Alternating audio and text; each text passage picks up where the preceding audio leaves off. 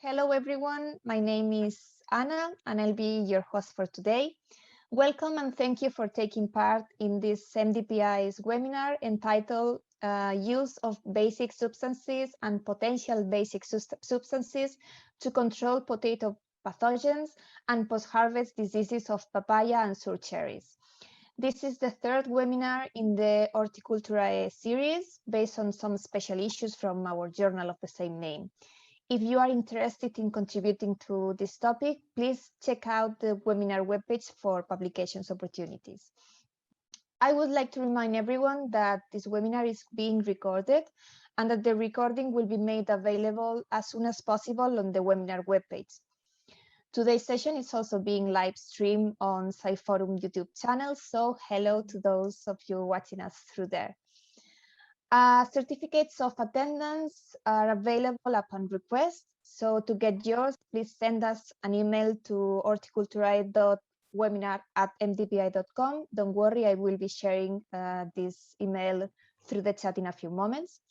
And certificates will be delivered to those who have registered and are watching us on Zoom, but not on YouTube. So thank you for your understanding. The webinar will be composed of an introduction and presentation by today's chair, Professor Gianfranco Romanazzi. And we will have 3 lectures of 25 minutes each from today's speakers. After each lecture, we will have a question time moderated by the chair. So if you have any question or comment, please post them in the Q&A box that you will find at the bottom of your screen. Just remember to mention the name of the person to whom you are addressing your question to make it easier for the chair to answer them at the end. Last thing from my part is to present, obviously, today's chair. Professor Gianfranco Romanazzi got his degree cum laude in agricultural sciences in 1995 and his PhD in crop protection in 1999 at the University of Bari. He joined the Marche Polytechnic University in Ancona in 2001, where he is currently a professor of plant pathology. He coordinates several projects, including the Prima Stop Med Waste and the Eufresco Basics, and his main research activity focuses on alternatives to synthetic fungicides for pre- and post-harvest disease management. Since June 2020, he's also the president of the Italian Association for Plant Protection. Thank you, Professor, for chairing today's webinar. The microphone is yours. Everyone, enjoy. Thank you, Anna Sankis, for the excellent introduction, and to MDPI for cooperation to dissemination of activity of Eufresco Basic Project. I say hello to all the numerous participants that are joining this session. This is a very interesting session with 3 talks on very interesting subject related to the application of basic substances and potential basic substances. I take the wishes from Baldissera Giovanni, that is Eufresco coordinator. He's at the same time in another meeting. He may show up later. If not, he says hello to all the participants. And this is, as Hannah Sankis told, a webinar of a series that you can find on Eufresco Basics in the different channels. That can be, there is a YouTube channel, there is a Facebook page, if somebody of you missed the previous one, or a Twitter account. And I guess that all of you are waiting for the talks of the 3 speakers. And we can start with Jolanta Kowalska from Institute of Plant Protection of National Research Institute in Poland, that will have a talk titled The Effect of Selected Basic Substance on Main Potato Pathogen. Jolanta, the floor is yours. Thank you. Thanks, Gianfranco. Welcome, everybody. Everybody, once again, hi everybody. I have a pleasure that I can show you some information about tests prepared by our team. We work at the Institute of Plant Protection, National Research Institute in Poznań. This is the very big institution, a governmental institution. We work mainly in protection of area, mainly in cereals and mainly in arable crops. In my department, we work mainly on protection and on strategies prepared to protection of organic crops. From 2 years, we started our test with basic substances and also with potential with substances as candidate to basic substances. In this webinar, I want to present you the first very short tests prepared to evaluate some selected basic substances to protection of potato against mainly potato pathogens like Phytophthora infestans, like Alternaria solani and Alternaria alternata. Everybody wants criteria on basic substances and regulation, law regulation on these substances with protection effect.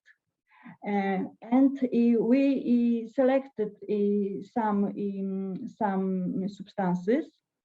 We selected onion water extract and sunflower oil.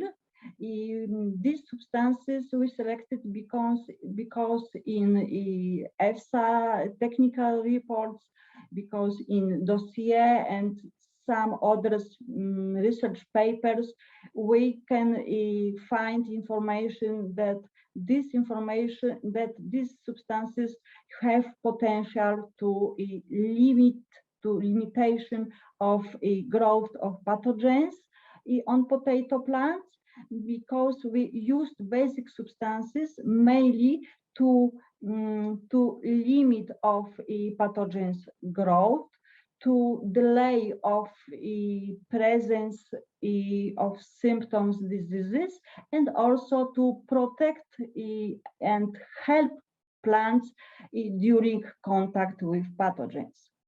In this webinar, I want to present you some data on experiments carried out in our institute, in vitro and in vivo experiments. In vitro experiment we made in laboratory, of course. I said about our pathogens, Phytophthora and Alternaria. As I said, we used onion bulb extract and sunflower oil in different concentration. I show you about this concentration. Onion bulb extract we used in 5% of concentration, and sunflower oil, it was 1% of concentration, emulgated water solutions. These substances we added to media. In case of Phytophthora infestans, we used rye bee agar media, and in case of Alternaria, we used PDA media. And you can see that on potato media with petri dishes, we prepared very short area of experiments. Inside of petri dish, we put the very small piece with media with mycelium, and we observe how this pathogen is growing on this modified media. And what about results? You can see that after 5-6 days on the control petri dish, almost whole surface of Petri dish was covered by Alternaria alternata, and in case on modified media, some inhibition of growth this pathogen was observed. And in case of Alternaria solani, also similar results. After 6 days, all Petri dish was covered by Alternaria solani, and on modified media, pathogen was inhibited by added substances to media. And in case on Phytophthora infestans, you can see that also inhibition of growth, this pathogen was noted. And what about greenhouse experiment? We used pot experiment with cultivar rot. This is the cultivar rather susceptible to Alternaria, to Phytophthora. Plants were artificially by us infected. You can see that which stage of the development plants were infected. We used different ways of infection, of inoculation pathogens on plants. Phytophthora infestans was applied on plants by inserting round pieces of mycelium on leaves, and symptom and Alternaria pathogens were playing with water solutions, with spores on the plants. We used a different concentration with onion bulb extract. You can see that we use also 5% of concentration and very high concentration of this water onion bulb, because 25%. We wanted to check if such a high concentration is effective against Phytophthora and Alternaria pathogens. And what about results? You can see that in case Alternaria symptoms, we made curative treatments. It means that we, at the first, we made inoculation with pathogens, and after inoculation, we made spraying with water onion extract, and after application of water onion extract, after the spraying with basic substances, after 1 week, this treatment observation about infestation of plants in pots were made. About the level of infestation, we used a scale of infestation. You can see Panday and Panday, and this scale is different according to a percentage of area of plants infected. And in case of Alternaria symptoms on potato in pots, 1 week after the application of water onion extract, this is a small mistake.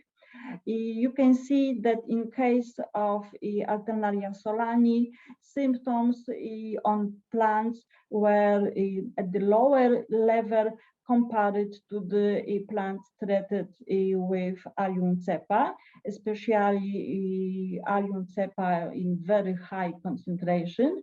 And in case of Alternaria alternata, also symptoms were a bit lower, especially in combination with Allium cepa 25%. The symptoms were inhibited compared to the other plants. And what about Phytophthora infestans? You can know that this is very hard to limitation to control a pathogen in plant in potato plant. We also made treatments with the same concentration of onion water extract, also 5 and also 25%. But in case of Phytophthora infestans, we made prevention treatment before application of Phytophthora on plants. At the first foliar spraying with water onion extract was made. After 24 hours after this foliar spraying, it was made inoculation pathogen on plants, and when we can see symptoms of diseases, we made application. We made application and observation. Also, level of infestation of plants were made according to scale. Other scale was used uniforms, and also a scale of infestation was between 0 and to 9 point. And you can see that unfortunately the spraying with water extract allium cepa was not effective towards to limitation of infestation by Phytophthora infestans. And a field experiment. In field experiment, we used cultivar denal. This is the other cultivar. We used sunflower oil. You can see dose of oil and dose of water. Pathogen, of course, Phytophthora infestans naturally present on the field. And what about results? You can see that we compared spraying of sunflower oil with copper. We used very low dose of copper, only 2 kilos per hectare. And when we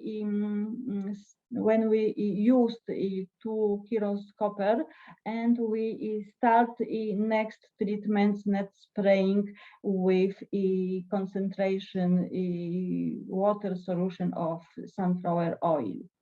You can see that at the first time of observation, not differences between treated and control plants were observed, were not, but the next time you can observe as slightly delay of presence of symptoms.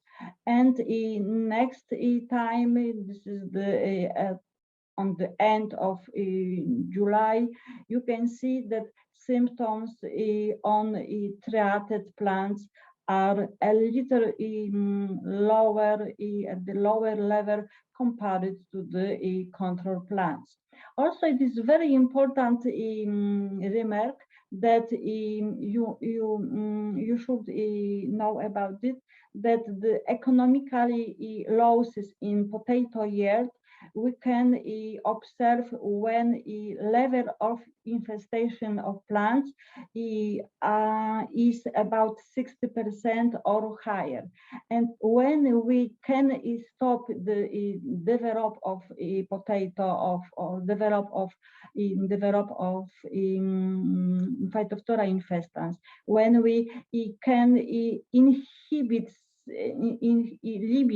of develop of pathogen and keep infestation lower than 60%, we still keep our yield. It is very important, and we think that combination copper at a very low dose especially in organic crops. In combination copper with sunflower oil treatments, and maybe with onion, also onion water extract, it could be interesting strategies in protection of organic potato. And some information about other basic substances which we tested against potato pathogens. We used chitosan and powdered cinnamon. You can see that bulk watering suspension is candidate for European lists as basic substance, and information about impact, about influence of our substances and percentage of reduction of growth Alternalia alternata and Alternalia solani. On this slide, you can see results about growth on Alternalia alternata after application to the media, to the PDA, some others basic substances. You can see that the most effective inhibition effect on growth of Alternalia alternata was noted after cinnamon oil, and also the same very promising effect was observed in case of Alternalia solani. You can see that cinnamon oil, when it was added to the media, was very effective in inhibition for growth of this pathogen. And about Phytophthora infestans, it is very nice information that also the same basic substances candidate to basic substance. Also cinnamon oil is very good factor which can limit to develop of Phytophthora infestans. I think that combination different substances and copper can help us protect organic potato, organic crops. And at the end, I want to present you some very short results about other not pathogen to potato, but other very interesting and important pathogen like Botitis cinerea. You can see that we used water suspension and filtrate from this water suspension prepared from powdered cinnamon. Different concentration we used, 1.5% concentration we tested, and you can see that both water suspension and filtrate, and also both tested concentration are effective factors which can limit to growth of Botitis cinerea. More information about this positive and promising effect you can see in our published paper. And about others activities of my team, I want to underline that we work also on using basic substances towards dressing of cereals seeds, and we used mustard meal as dressing of seeds of wheat, and we concluded that it is very effective factor to limitation of Fusarium pulmorum disease on young plants. And some other papers, this is the review last published. I can you pass some more details about cinnamon in this paper. And at the end, I want to present you a very interesting internet tools on our web page, on our institute. We prepared very similar tools for choosing interesting information on substances, on basic substances, on crops and agrofacts, which can limit others. We can choose interesting substance, or we can choose crops, or we can choose some problems in our crops. And after choosing interesting phrases, we can get information, we can get more details, which substance in which crop, and against which pathogens on pests this substance is useful, and more details also are included there about concentration, about the doses, about how many treatments we should make.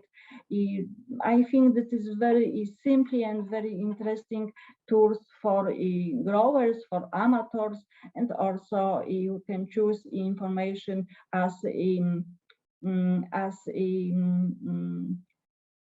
some cue how prepare strategy of protection, especially organic crops and selected crops. This is the very fast and very short information about our activity. I invite you to contact to us, and I think that was very short, very screening information, and this is the data from the first test. We are at the beginning of our next plans related to basic substances. Thank you for your attention. Thank you. Thank you, Jolanta, for the excellent talk, and a list of questions were already raised by attendance of the meeting. So, for example, the first of the attendant asked about isolation of Phytophthora infestans, because it is expected to be an obliged pathogen, but it can be isolated. If you can provide more detail about this. How you can, you said you asked me about isolation of pathogen, yeah? Yes. We used a pathogen which we have in our laboratory condition, our laboratory collection. And at the first, these pathogens were collected from the field, and next in our laboratory we set this collection. Very good. So, although difficult, it is possible to isolate Phytophthora infestans and manage in the lab. Other interesting questions. We have actually we tried to do, we isolate time ago, but they do not survive for so long, so it is not so easy to keep them alive. Yes, yes. I'm agree. Other questions, and thanks to all the attendants that are posing questions, and they are encouraged to do it with the Q&A panel. Then somebody asked if you did a kind of analysis of the costs of the application of the onion or sunflower oil toward use. So how much it costs and how much it can be profitable for the reduction of the disease, if there is an economic evaluation about this. I remember that everything what we make, we have to remember that the economic factor, it is very important for growers. When you use, for example, mustard meal and cinnamon powder or sunflower oil, we have to recommend doses which are okay economically, okay for growers. And I think that sunflower oil, it is not very expensive product, and we can combine this product with copper at the very lower dose, copper 2 kilos, you remember, and this combination with very cheap product, it is possible to use, I think. Very good. And if you, in the meantime, you can stop, share the screen. Other questions are for you. For example, another one is that you combined sunflower oil with copper, with 2 kilos of copper. But copper alone was much less effective, effective as well, or not at that rate? I think that copper, the treatments with copper, it is very difficult because we should start at the appropriate moment before the develop of a disease. And we start in our treatments with copper at the appropriate time, and we can inhibit of growth of Phytophthora infestans, and next continue treatments with other substances. It is possible because alone copper only in this lower dose, it is not effective. We can recommend for organic crops mainly about 4 kilos per hectare for organic. This is the limit, yes, but sometimes 4 kilos also is not effective. It depends of year of presence of pathogen, and we can combine the copper with other substances. I think this is the only one way to effective protection. Thank you. One more question. Which is the current copper rate that is used? So you use 2 kilo, but usually growers, how much they use? How much copper they use to protect the potato? How much copper? In kilos. Organic or not organic? Not organic.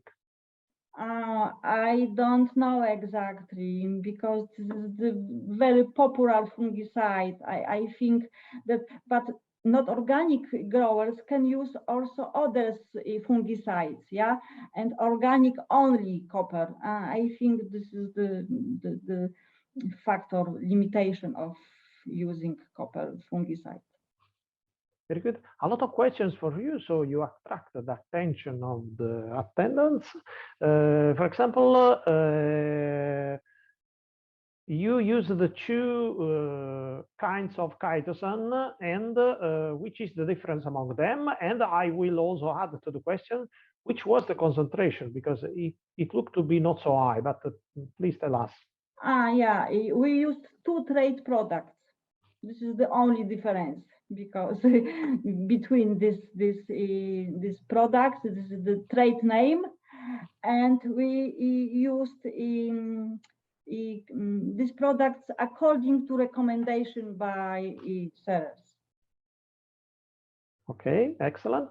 And another question is, those basic substances are registered? They can be used today or tomorrow? Basic substances The one that you should be talked about. registered, yeah? The one that you talked about can be used soon, are registered for use? Basic substances are not registered, yeah, and you can use basic substances in protection of organic crops. It is these substances are involved in appendix of regulation correlated with organic rules. And if basic substances we want to use as active substances, and in this case we should register it, but only not active, but only basic substances we not should register. Okay, just for the people that ask the question, we had earlier webinars that you can find on the Eufresco Basics media, that can be Facebook or Instagram or YouTube and so on. And it was a talk on registration of basic substances and on the material that are available and can be used. So there is a process of registration, and you need, as Yolanda told, to follow the rules that were used for registration. Maybe I think that I am not sure we talk about registration or qualification, because on the European level substances are only qualification. It's not registration. Okay, and the last question, how did you get the onion extract? We did onion extract according to recipe, which is involved in dossier of allium cepa extract. It was about 50 grams of onion bulb, very slightly mixed with water, boiling by 10 minutes, and after some minutes we can use this water. Perfect. One more, and this is last, about the production of potato in field experiments. It was maintained, kept, reduced? Could you repeat? Because the field experiments, you applied a list of treatments, and maybe some of them had a strong or less impact on the production of the potatoes. Did you had a good protection, so a good production with your treatments? Yes, it was good protection. Okay. Thank you, Yolanda. Excellent. Thank you again. And now the floor is of Professor Clemencia Chavez Lopez from University of Teramo. And now is the third, last but not least, of Elizabeth Carafa, professor at the University of Debrecen, with a talk titled Pre-Post-Harvest Application of Chitosan Against Post-Harvest Decay of South Cherry. Thank you for the introduction. I'm sorry I'm not able to share my full presentation in a full screen, just in this form, but I hope it's visible and you can understand and read everything. So we have tried chitosan as a basic substance for the application to protect the decay of sour cherry. First of all, I would like to introduce you a little bit sour cherry. I'm sorry. Okay.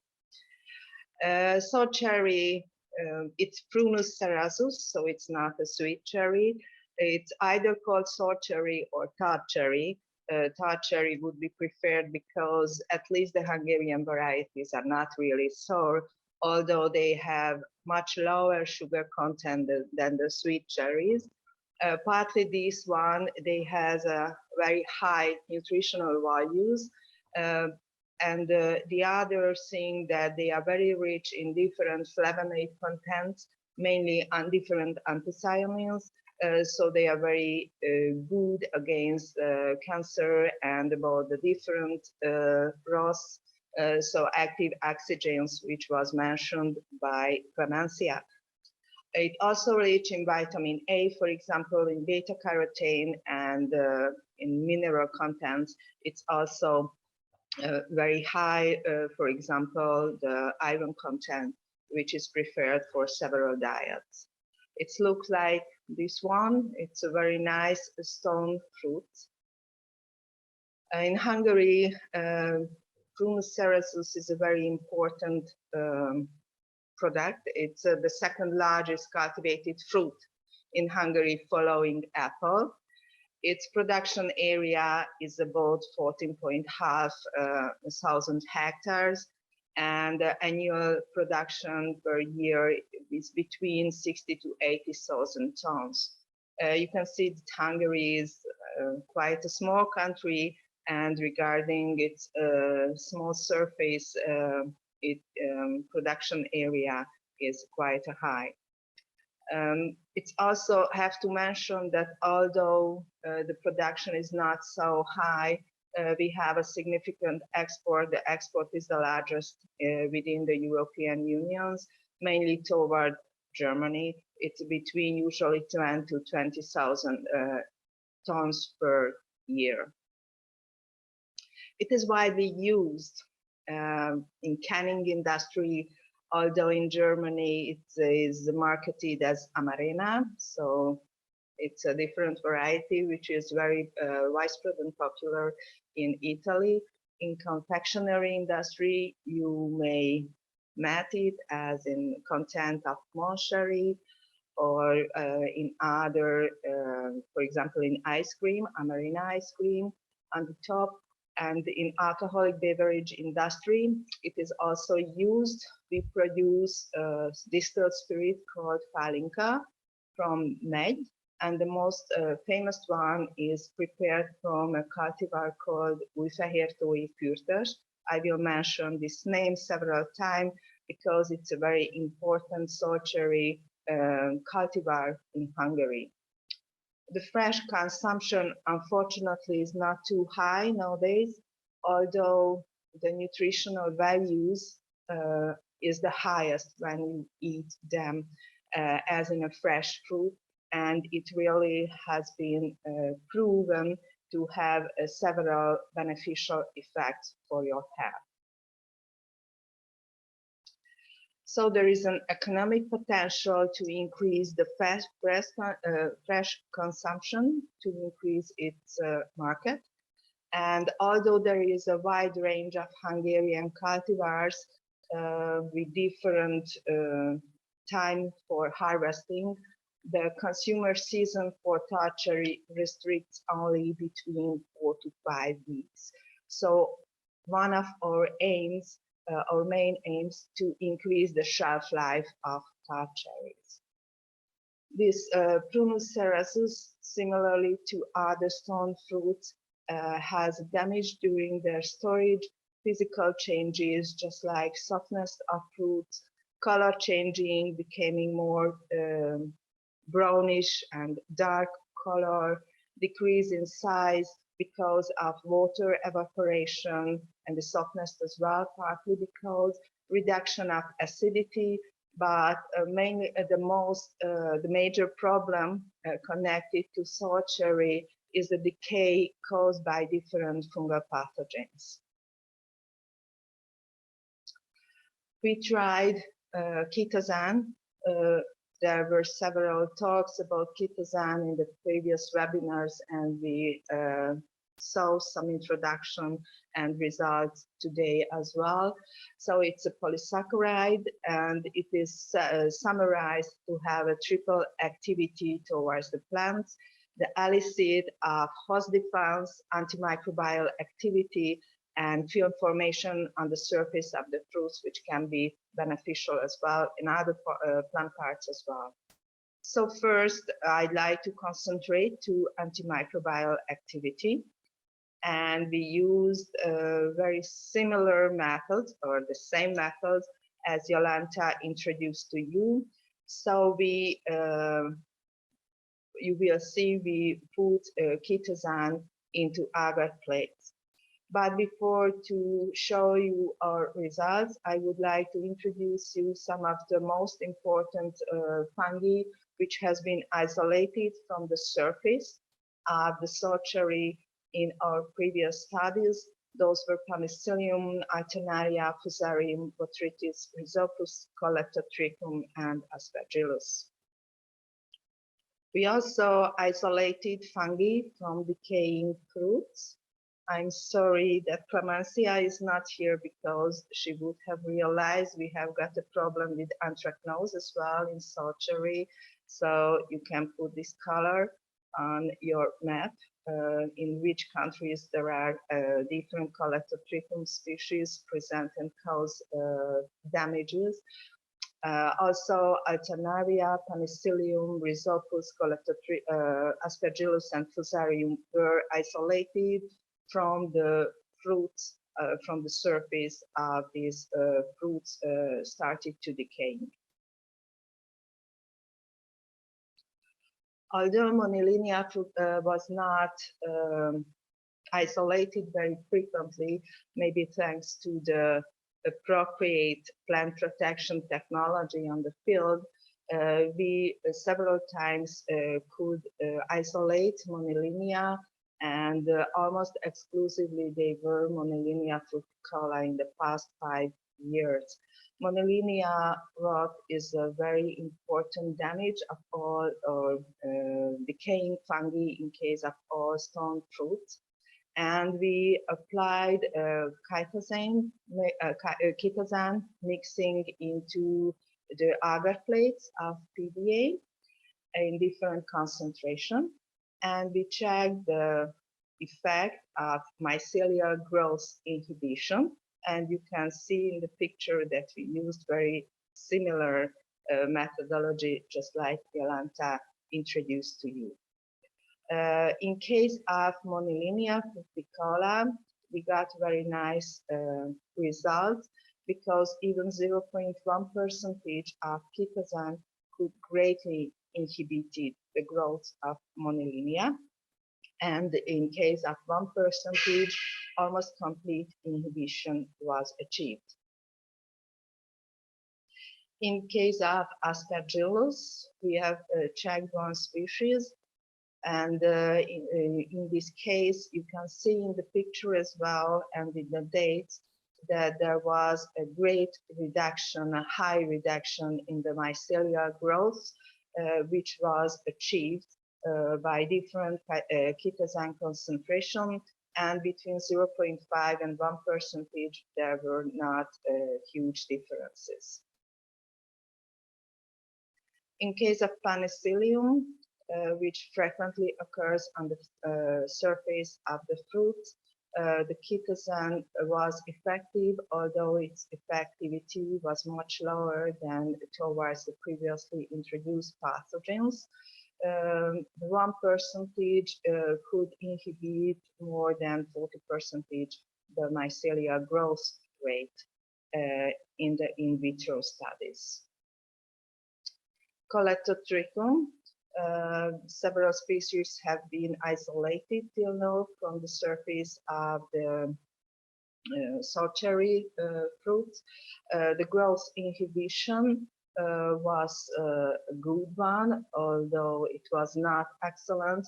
So it's promising for the producers that they can use it in the field and before the storage as well, because 1% of concentration could inhibit it, approximately reduce the growth rate to the half. Fusarium was very sensitive to, quite sensitive toward chitosan as well, between 0.5% and 1% of concentration. There was not a big difference, approximately reduced to the half again, or a little bit more than a half, the growth, mycelial growth of the pathogenic fungi.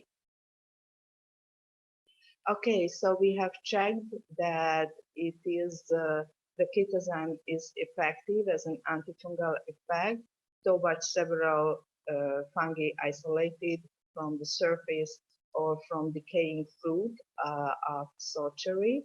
And we have tried some pre and post-harvest chitosan application and checked the results. In this case, we think that it was not only due to antimicrobial activity, but also the illicit of host defense and the film formation on the surface of the fruit had some important role and consequences, and our results show something similar. So to increase the shelf life of fresh short cherry, we have got several possibilities. We can choose the appropriate cultivar. It can depend on the maturity, the weather conditions, and pathogens in the past. And among treatments, we can use pre-harvest treatments based on different fungicides, biofungicides, and we were the first who tried basic substances of chitosan. In the post-harvest, we can also use a selection and cooling. We also applied during our studies a modified atmosphere. We tried previously surface cleaning, antimicrobial coating was chitosan as well. We have tried heat treatment, hydrocooling, or radiations are also possibilities. The experimental setting was north to Debrecen. The city is called Újfehértó, and there is an agricultural research and educational farm, which now belongs to the University of Debrecen. We have chosen 2 cultivars, which are produced in the largest area in Hungary, Erdély bőtermű and Újfehértói fürtös. The later one is also cultivated in North America, in Wisconsin and in Canada as well, but they have changed the name to Balaton, the cultivar, because neither the reading nor the writing is very easy, so they discard this original name of Újfehértói fürtös. We used in a pre-harvest treatment 1% of chitosan spray on the trees 3 days before the harvest. And in the post-harvest application, we also use 1% of chitosan, and we dipped the harvested fruits, the freshly harvested fruits, for 5 seconds only. The examined parameters following harvest were surface contamination, to check the colony forming unit of the contaminating fungi, the disease severity index to check the shelf life and the changes of the shelf life of the cherry fruits, and the Durafel index was used to check the firmness. Following 6-week storage at approximately 0 centigrade, beyond the previously mentioned parameters, we also detected the weight loss during the 6-week storage and the percentage of the healthy fruits following this quite long 6-week storage. Let's have a look at the results. The pre-harvest chitosan treatment could significantly increase the firmness of the fruits in case the Újfehértói fürtös, while in case of the other cultivar, we couldn't realize any significant effect. So the effect of chitosan was different between the different cultivars, and those results were similar to our previous experiments when we applied other treatments. The fungal contamination was reduced in both cultivars, despite only 3 days of pre-harvest application, but we could realize in the previous slides that even 3 days, within 3 days, we could realize, we can detect the reduction of the mycelial growth. Again, there were differences between the different cultivars. For the shelf life, we used McKinley index. We use it. We called it disease severity index. And in both cases, the pre-harvest chitosan application could increase the shelf life, so decreased a little bit for the disease severity index. We are about to check whether this difference was significant or not, because those are recent data from this year and last year's experiments. Following the storage, we could realize that the pre-harvest chitosan application could increase the percentage of healthy fruits and could decrease the weight loss in both cultivars. Unfortunately, the post-harvest application had a negative effect. We think that there was a problem with the technology, so we are about to optimizing it.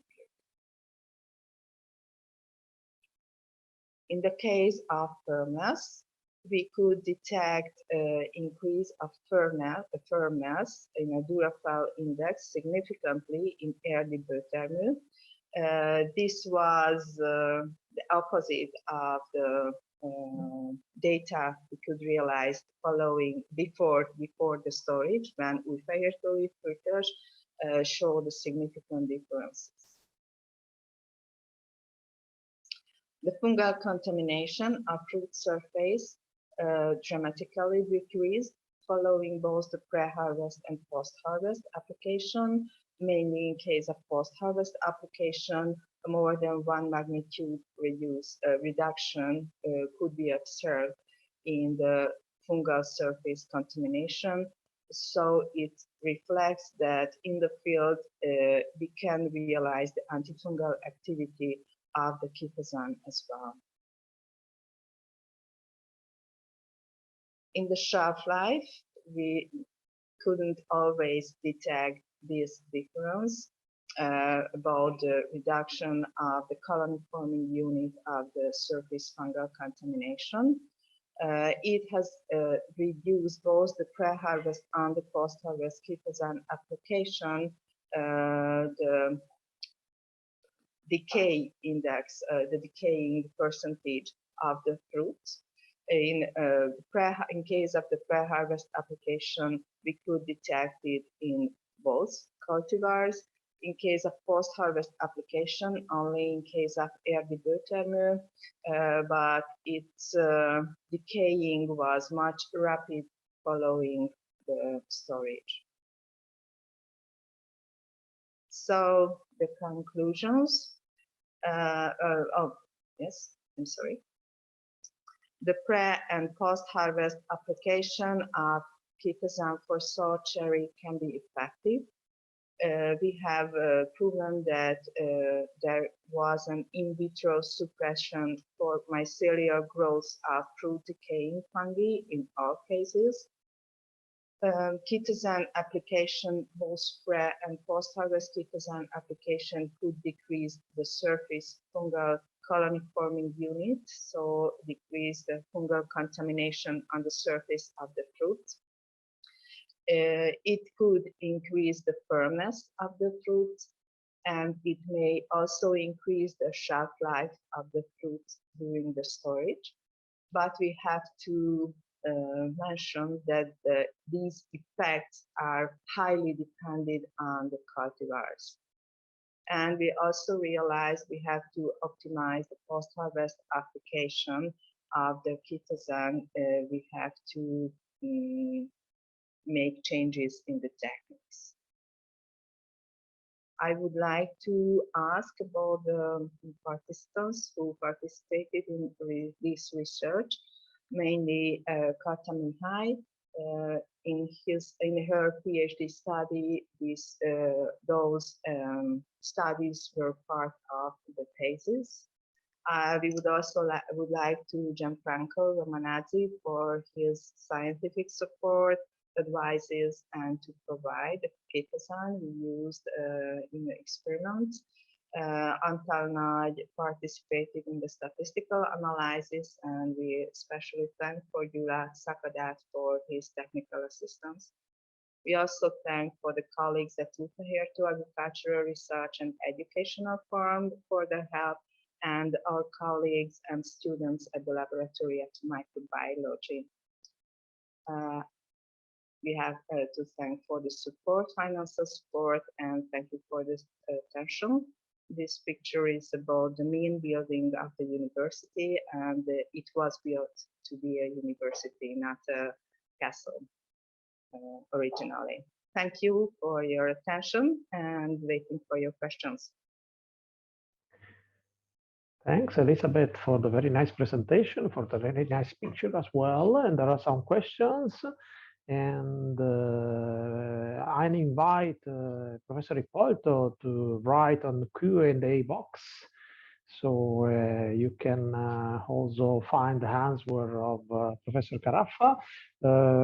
As you told, it is very important for Postharvest application, the drying of the fruit, because if the fruit remain humid, it can be more sensitive to the infection of Postharvest decay agents. There is a question in the chat about the source of chitosan. Is from animal or vegetal source? Is from animal sources, so it's the most widespreadly used and the cheapest source. So from the crustaceans, animals from the sea waste.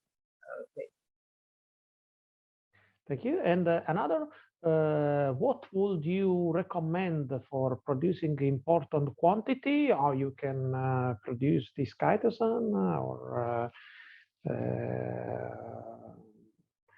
if you have idea about the different concentration that you can use, as you already told, or so?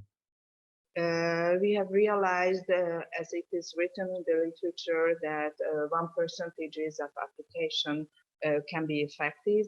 It was effective in case of mycelial inhibition as well. And when we tried in the field application, it was effective as well. We are planning to change its concentration in the future to check whether we can lower the concentration. And we are also about to trying different chitosan.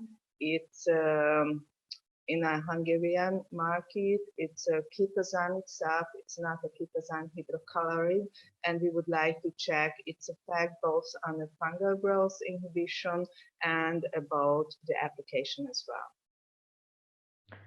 Okay, another question. Several of them are for you, so a lot of attention for your talk as well.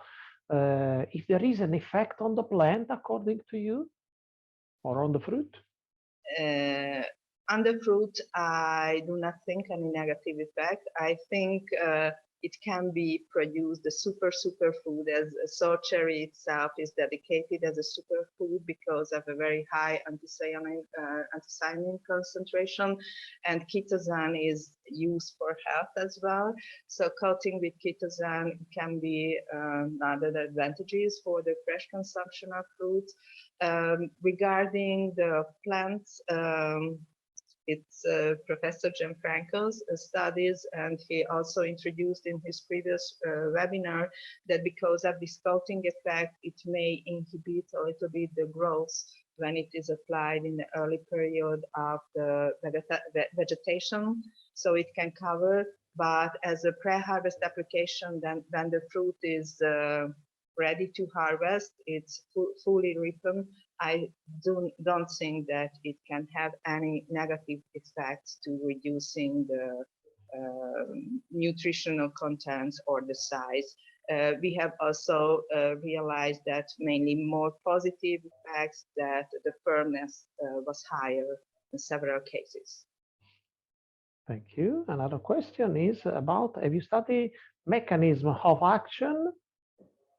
No, not yet. And it has been studied previously very widespreadly, connected to cherry as well, and for different fruits, and for the whole plant as well. So it's not a very new basic substances. We know a lot of things about this chitosan.